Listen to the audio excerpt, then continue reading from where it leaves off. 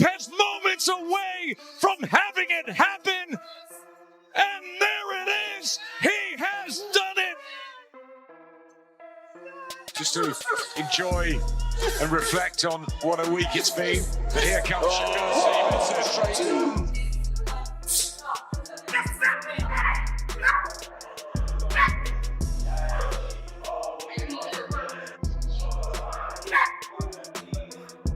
Two elite fighters, both at the peak of their careers, collide in a thrilling crossover bout, delivering high-stakes action that truly captures the excitement of boxing. World champion Josh Taylor, former undisputed world champion. Teófimo Lopez claimed a decisive victory over Josh Taylor to capture the WBO super lightweight title, adding another prestigious world championship to his resume. With this type of performance, all those guys wouldn't mind stepping in the ring. Shakur Stevenson owned a convincing victory over William Zepeda, capturing the world title and firmly establishing himself as a dominant champion. As he goes through the round, he knows that he's probably well ahead in the fight.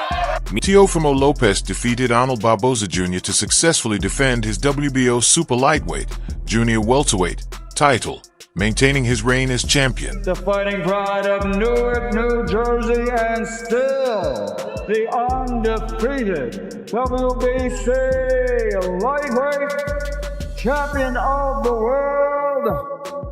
Meanwhile, Shakur Stevenson, performing at his own elite level, remained dominant by securing a decisive victory over William Zepeda, further solidifying his status as a world champion.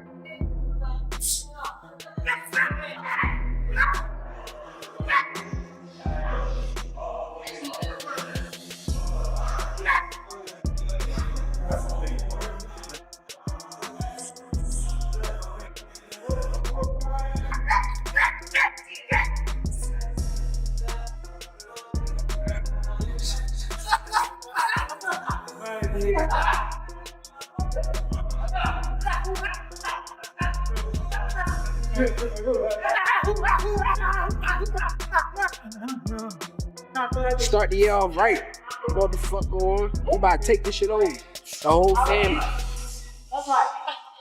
You know that. For Teófimo Lopez's fight, Shakur Stevenson trained with intense focus while Terence Crawford oversaw the camp, guiding every detail, sharpening skills, and ensuring peak performance, reflecting true dedication and elite-level preparation. What's that making? What?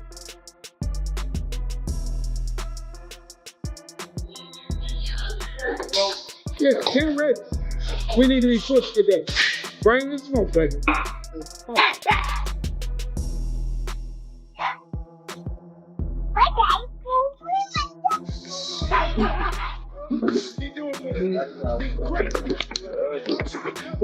Yep, that's fine.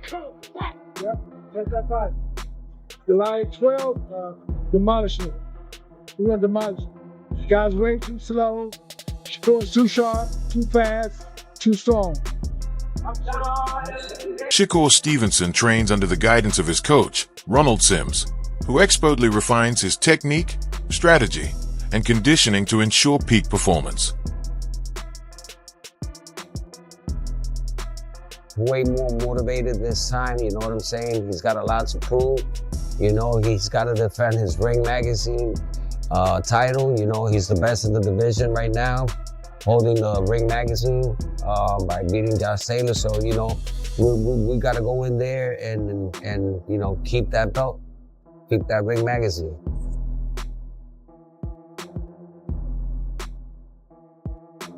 Every time you throw a right hand, you got to pull back, go under.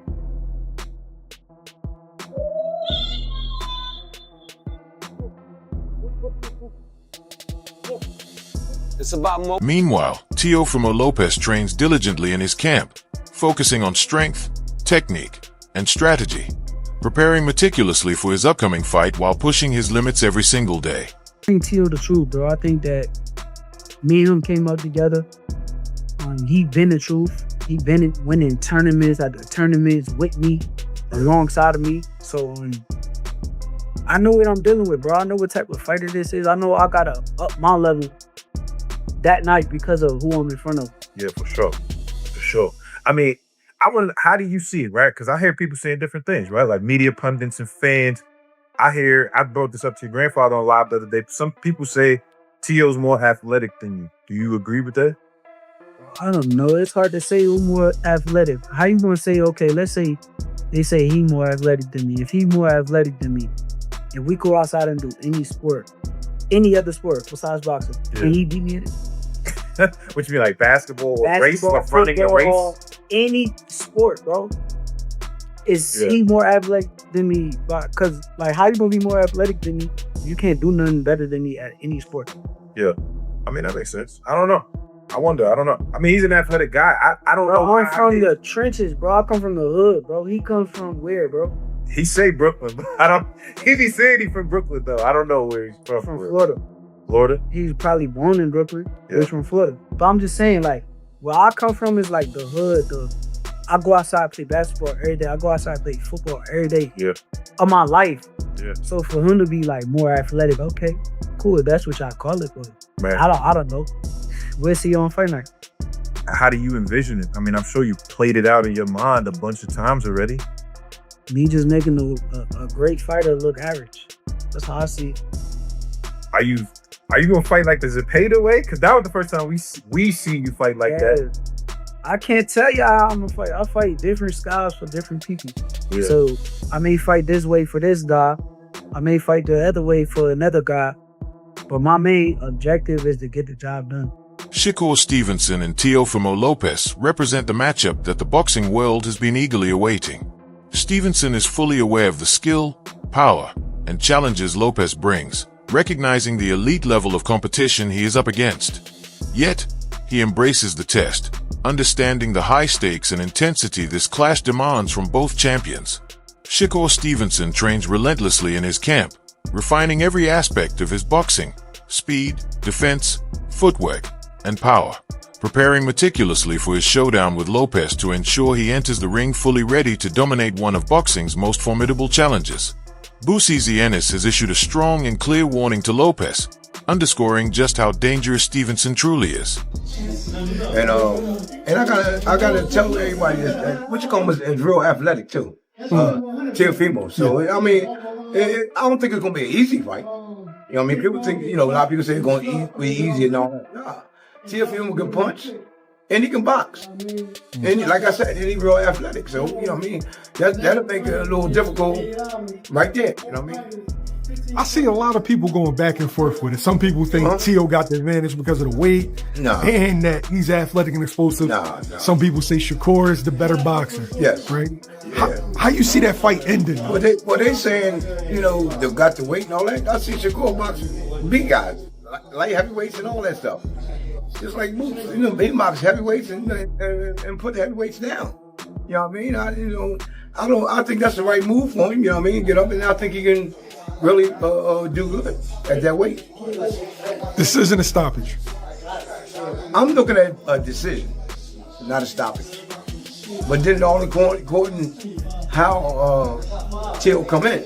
If Teo come at him, he's gonna run into some shots. It might be over. You know what I mean? Now, you always tell me it's the shot that you don't see coming. That's it. That power is speed. Right.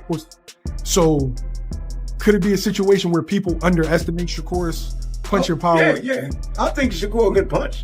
You know what I mean? I think he can punch. It's just, like I said, speed is power. You know, not them guys, muscle-bound guys come in and you talking about, oh, he can punch and all that. Like I just got finished saying, like you just got finished saying, matter of fact. The punch that you don't see knocks him out. And they always say, man, I didn't see that punch coming. That's the one you worry about. You know what I mean? Then you got to look at this. Shakur, he got speed. According to Ennis, Stevenson's speed is far from ordinary. It is a highly effective weapon that allows him to control the pace of a fight, evade attacks with precision, and land perfectly timed counters. He emphasizes that Lopez must never underestimate Stevenson's intelligence, strategic thinking, and ring awareness, all qualities that make him a complete and exceptionally skilled fighter. Every movement, punch, and combination Stevenson executes is calculated, reflecting his elite-level abilities and meticulous preparation. Facing him requires respect, careful planning, and the ability to adapt on the fly, as any misjudgment can have serious consequences.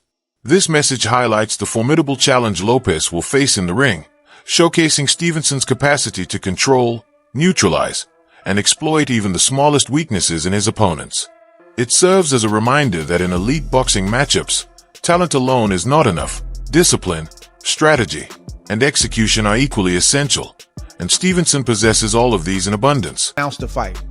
I don't understand the press conference. Shakur Stevenson looked confused about the press conference. Teófimo Lopez is known for saying outlandish things, but I've noticed over the last couple years, he's making less and less sense when he speaks.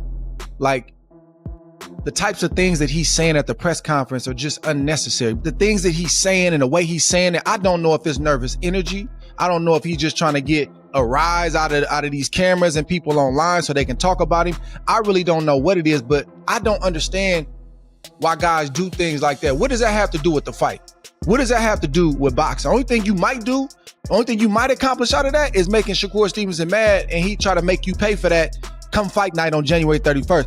I don't get that kind of stuff. See, we'll look at stuff like that and we'll laugh at it in the sport of boxing, and we won't say that that's affecting boxing or hurting boxing. We'll just say that's just the way fighters are. But we'll get mad at a Jake Paul and we'll say that he's ruining boxing because you don't like Jake Paul or the things that he says or the fact that he's making money in a space that he didn't grow up in. To me, these are the kind of things. Press conferences like that, when you got Teofimo Lopez saying some of the things that he said, that's the kind of stuff that give boxing and fighters a black eye. That's why when we walk in a room and people know that you fought for a living or you currently fight for a living, they expect a certain type of thing.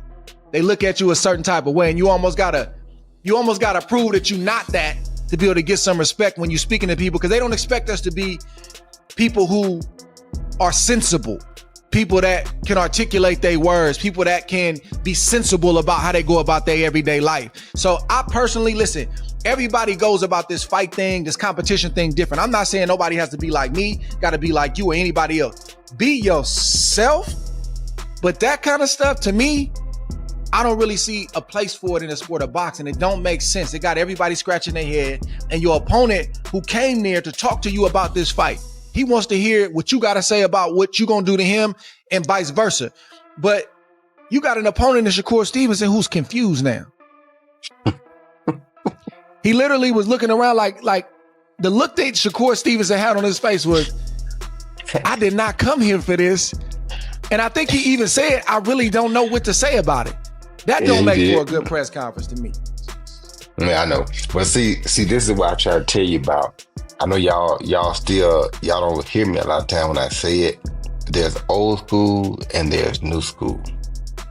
Old school has something that had been said.